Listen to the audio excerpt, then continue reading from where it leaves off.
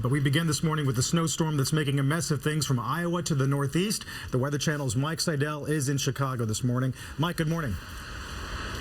Hey, good morning, Carl. It's been one of the warmest winters on record across the Midwest. Here in Chicago, before yesterday, only 16 inches of snow. This time last year, it was 54.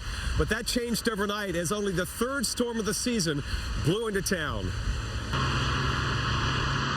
Heavy, wet snow made driving a mess throughout much of the Chicago area.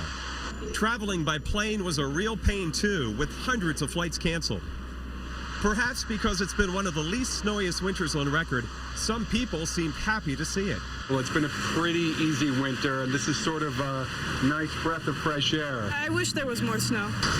Others, however, were not so happy. It's really, really slippery. Ugh, I just don't like it. It's the worst.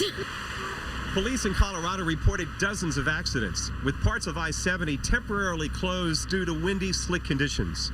In northwest Georgia, authorities are still assessing the damage left by a tornado and severe midweek storms. At least 100 homes were hit, hundreds of trees, and several power poles were knocked down. All of it was quite a contrast to the balmy temperatures on the East Coast Thursday. Instead of weather gone wild, it's more like winter gone mild. In New York Central Park, it was warm enough to play in the sandbox or ride in a horse-drawn carriage.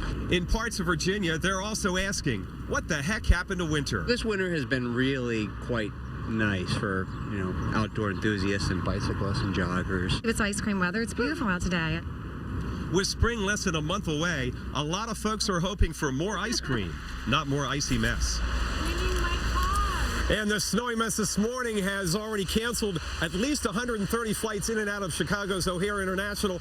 That number will climb as the snow continues to taper off later this morning.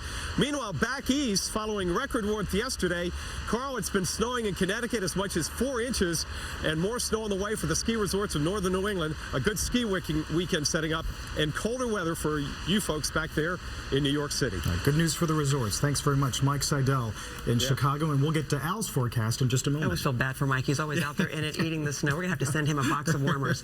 Anyway, let's